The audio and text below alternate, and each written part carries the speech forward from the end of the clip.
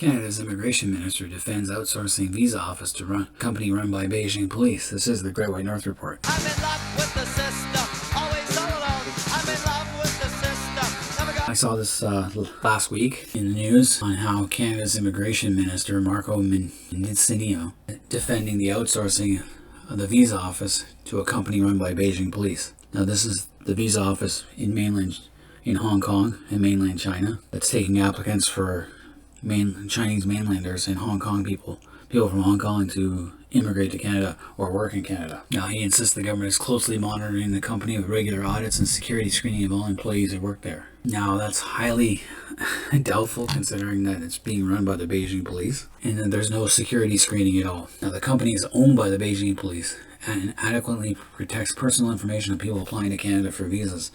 Basically, what they're meaning is they're running through the social credit score of those people wanting to come to Canada, whether for immigration or for work related or school. And they're vetting them. They're saying, no, your social credit score is not that great, you can't go. They only want people who are going to be loyal to the CCP party moving across to Canada. It's called control. You can control the diaspora of Chinese people better that way if you know who they are and where they are. Now, he goes on to say, we are wide open on this issue. We will continue to manage these risks going forward. Interesting, at a time of heightened tensions, why are we letting them come over in the first place? I'd shut the doors on that one. Sorry, but now the Immigration Committee in the House of Commons last Wednesday, Conservative MP Jajraj Halan asked Mendicino if the government was even considering the massive risk of espionage. Simply screening staff isn't sufficient in a country like China, he says, and I quite agree. Not the same, because the CCP develops a fake identity with an attempt to infiltrate our overseas visa office via espionage and collect visa applications, then runs them through the hiring process for the subcontractor. How would you even know about it?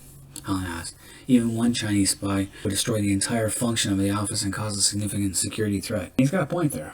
It probably already has happened, but again, in a time of a pandemic, started in China, in Wuhan, and with the government trying to cover it up, why are we allowing people from mainland China to come to Canada? It's time to close that door for a while until things change there. Now, Hong Kong, we should allow Hong Kongers to come over here because there's a reason for that.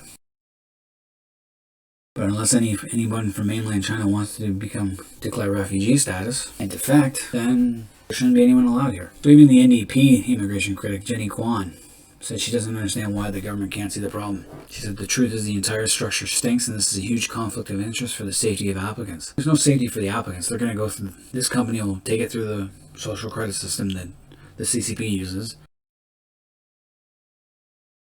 And they'll decide who is a safe choice to go abroad. Again, Chinese Communist Party social credit system is designed to reward those who behave well and those who don't. Those who behave well, they get to go abroad. Those who don't behave well according to in their eyes, and that includes WeChat posts and other stuff. But you post what you buy, what you do. They want citizens who are loyal to the party going abroad, not dissidents. Now, there are several questions of whether the situation in Hong Kong and can we do more to ensure people could leave Hong Kong over the erosion of democratic rights and the new national security law. I agree, we could allow more Hong Kongers to come to Canada if they so choose as refugees or defectors. No problem with that. The problem is mainlanders trying to pass themselves off as Hong Kongers, especially since this week China will probably tighten its grip on Hong Kong with changes to the electoral system, restricting the area's independence. Mendicino said the government's working with allies to monitor the situation. Just monitor this. They're just going to watch. And they'll issue a rebuke on through the news, which the CCP will pretty much ignore. Because last year the government opened up more opportunities to people from Hong Kong to immigrate to Canada, and which is totally fine, allowing students to apply for work permits, but the government has not been clear about whether more widespread resettlement for refugees could be possible.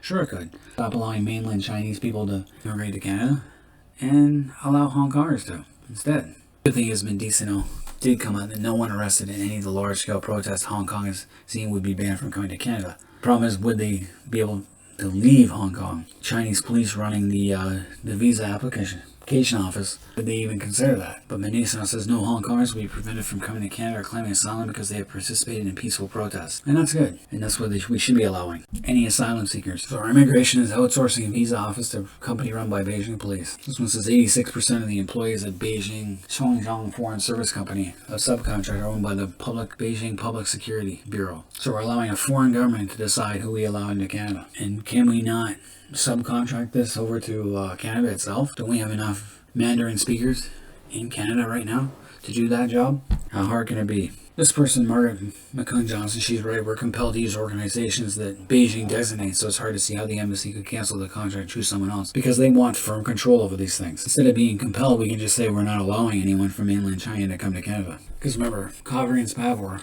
are still sitting in China, in a prison. And here we are allowing mainland Chinese people to come to Canada. Especially when there's a report that these guys are going to face trial, first trial soon. So let's remember, this is what's going on.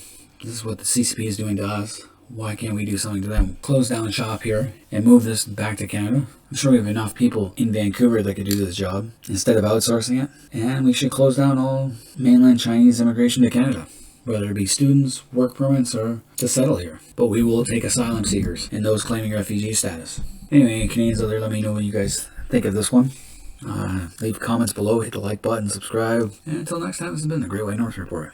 Government's more expensive than the last. Watch the fresh ways they have to waste our taxes fast. You can try to hang me, I'll make sure the rope gets broke. Proving once again this country's justice is a joke.